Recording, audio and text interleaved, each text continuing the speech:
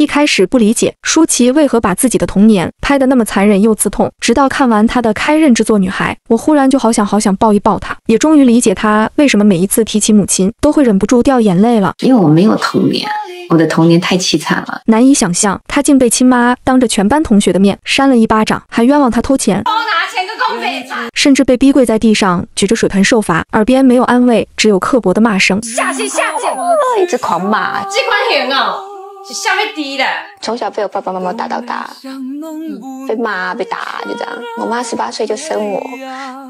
然後我又那麼壞，一天到晚在那邊哭來哭去，她不打你不罵你，她也不曉得要怎麼樣去照顧你。所以她說我內在她都是被我打的。那這是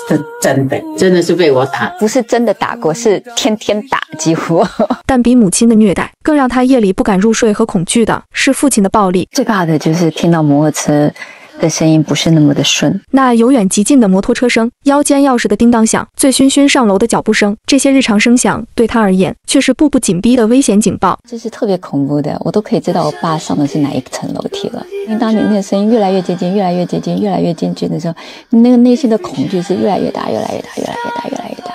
他必須學會從這片聲音的迷霧中精準判讀父親的心情，如果心情不好，就立刻躲進衣櫃，那是他唯一的避難所。看到這裡，我仿佛也被困在了他童年那場永遠也下不完的暴雨裡，潮濕悶熱還無處可逃，甚至好像連呼吸都是錯的。長期浸泡在這樣密不透風的壓抑氛圍裡，難怪舒淇會年少就選擇逃離，早早步入社會，卻不小心墜入了另一個深淵，在迷失中承受新一輪的羞辱與否定。所以我們不難理解，舒淇會多次在採訪裡說，那你說有沒有恨意？一定是有的，因為小時候比較不懂事嘛，你就會覺得說，為什麼這個世界要這樣對我？為什麼爸媽這樣對我？我一定不是他們聽的。但他沒有就此沉淪，也沒有選擇報復。我想，或許是他的內心比理智更早知道，人無法靠着恨意活下去。於是他選擇用一種更勇敢的方式，直面童年的刺痛。這也回答了開頭的第一個問題。他選擇把自己童年的傷口掀開給所有人看，並不是賣慘自己被家暴了。我只是在講的是，家暴對小女孩、對女孩的童年的陰影會造成多大的傷害。因為一旦有了童年創傷，是很難好的，傷疤依然會在，還會內化成身體的一部分。就像舒淇自己說的，我有密室恐懼症，可能就是因為我小時候常常躲在衣櫃裡頭。我有時候搭電梯我會害怕，晚上我會害怕，高樓我會害怕。其實我常常都是生活在一個恐懼裡頭，這就是我小時候給我帶來的一個創傷。所以這也是他選擇首部作品就拍女孩的初心。不是想要挖我自己的傷口，是為無數個躲在角落哭泣、攥緊拳頭忍耐的小舒淇發聲，更想替他們追問一句：不懂得把愛說出口的父母，就慢慢學習怎麼樣去保護好你的小孩，怎麼樣去愛你的小孩。如果你真的愛他，請不要傷害他，語言也好，暴力也好。所以當鏡頭對準那個躲在衣櫃裡瑟瑟發抖的自己時，舒淇究竟是給自己遞上一顆遲來的止痛藥，還是說她正在完成一場更為深刻的自我在養育，奪取敘述權？接下來我們先從舒淇的女孩潛入第一個議題，在中式母女的恨海情天裡，究竟還藏着多少以愛為名的傷害？如果說父親的暴力是明面上呼嘯的風暴，來得直接又猛烈，那女孩裡的母女關係就是扎進肉裡纏在身上甩不掉的刺，是那片讓人越陷越深，慢慢喘不過氣的沼澤。在這個家裡，壞情緒和暴力像一串無奈的糖葫蘆，一環苦環環苦。頂頭那顆是酗酒的父親，在老板那丟了尊嚴，就把滿肚子戾氣帶回家，用拳頭和怒吼向妻女要控制感。這份無處可逃的委屈順着日子往下轉，把阿娟也拖進了這灘渾水裡。我特別佩服舒淇的是，她把媽媽阿娟這個角色寫得很深刻，也很複雜。她自己從小就沒被好好愛過，18歲生了孩子，困在婚姻裡，丈夫的拳頭沒停過，只能對着比自己更弱的女兒發脾氣，好像這樣就能抓住點可憐的掌控感。他看到他的女兒的時候，他是好像看到一個不滿意的自己。佢又成日黑口黑面喎，又唔識得講嘢喎，咁佢就會將所有的憤怒呢，就會擺喺佢身上。於是那些罰跪的訓斥扇在臉上的巴掌，沒完沒了的你沒人要，都成了他身上無意間伸出去的刺，一根根纏緊了女兒的童年。所以小麗在這個家活得壓抑又怯懦，父親的摩托車聲、醉酒後的自言自語，都是他童年的恐怖配樂，逼他躲進衣櫃，在黑暗中緊張地摳手指。他常被父親辱罵是偷情偷來的孩子，目擊母親被毆打，連最基本的吃飯睡覺都浸透着恐懼。小朋友，你長期喺呢啲壓力之下咧，佢會做一啲佢已經性格有少少慢慢嘅扭曲咗啦。於是我們看到電影中的小麗會忍不住去偷同學的零食，即係其實佢好肚餓，有一個人攞嘢俾佢食，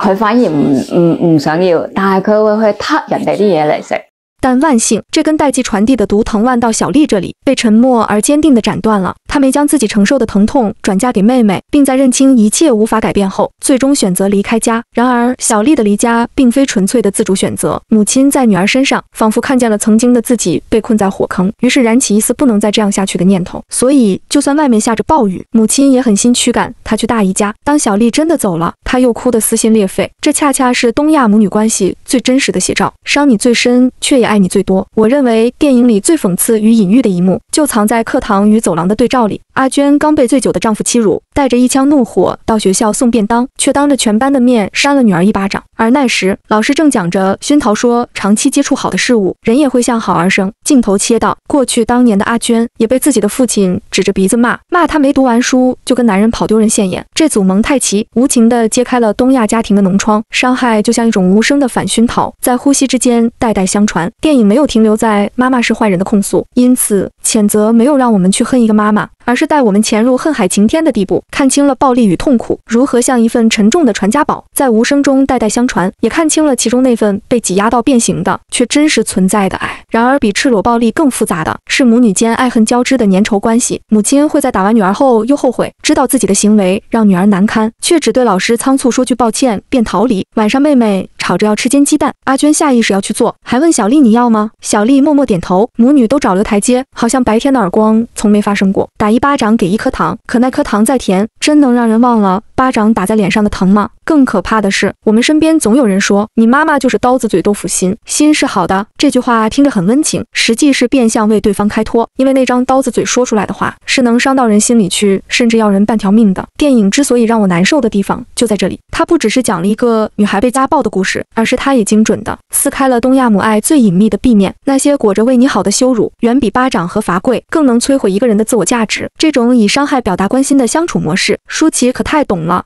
我媽一天到晚說我很醜，媽媽從小對她外貌的貶低像個詛咒一樣跟着她，讓她在娛樂圈闖蕩了好多年，都依然覺得自己不好看，從來沒有覺得自己漂亮。後來她出車禍受傷，滿身是疤，躺在醫院裡，這時候最需要媽媽安慰，可她等來的卻是劈頭蓋臉的責罵。對，我就覺得說哪有這樣子的媽。但是後來我朋友就進來跟我講說，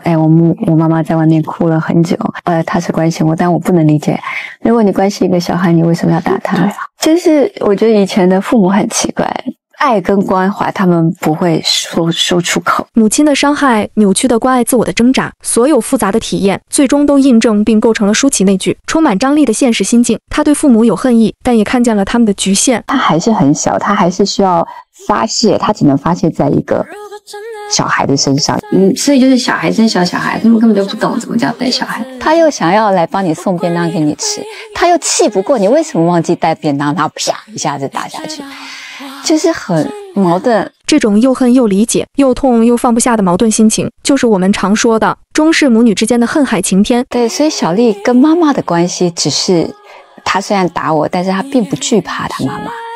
他還是會跟他媽媽硬碰硬，反正就是被打吧，他還是會覺得他是同情媽媽的。現實中，他曾多次勸母親離開暴力的父親，卻只得到一句“那我結婚幹嘛”。這句掙扎也化作了電影裡那句出現的極恰好的台詞。在被大門分割的內外，女孩終於問出那句：“你跟他離婚好不好？”而母親也和現實中的原型一樣，岔開了話題。她沒有答案。起初，舒淇認為這只是母親的固執和懦弱，直到後來，她才真正讀懂這句話背後是一代女性對婚姻嫁雞隨雞的執念，也藏着笨拙的保護。母親怕一旦離婚，爸爸會變本加厲地去騷擾女兒。另外一方面也是保護自己的小孩，也不希望這個流言蜚語在小孩子的身上。他可能覺得至少怎麼樣，他爸爸媽媽兩個人都在的小孩可能會比較幸福吧。對，這個就是一個輪迴。舒淇，她從早期的有恨意，到後來能說出我理解她，也是身不由己。這並非原諒，而是一種更深刻的看見。真正讓她開始看見的是後來生活中的兩個瞬間。當她在片場看着演員飾演的母親終日被家務和孩子淹沒的那個背影時，她的肩膀突然之間垂了下來，嘆了一口氣，就是終於做完了。然後我就很感動，我就哭了。那一下我就突然 get 到了說母親的責任感有多重了。很多人覺得家庭主婦，你就是在家裡就打掃房間啊，照顧小孩啊，把早餐午餐弄好就好了，你有什麼壓力？其實不是的，我在那個鏡頭看到，其實你要把一個家裡頭打掃得乾乾淨淨，要把小孩跟老公照顧好，很難的。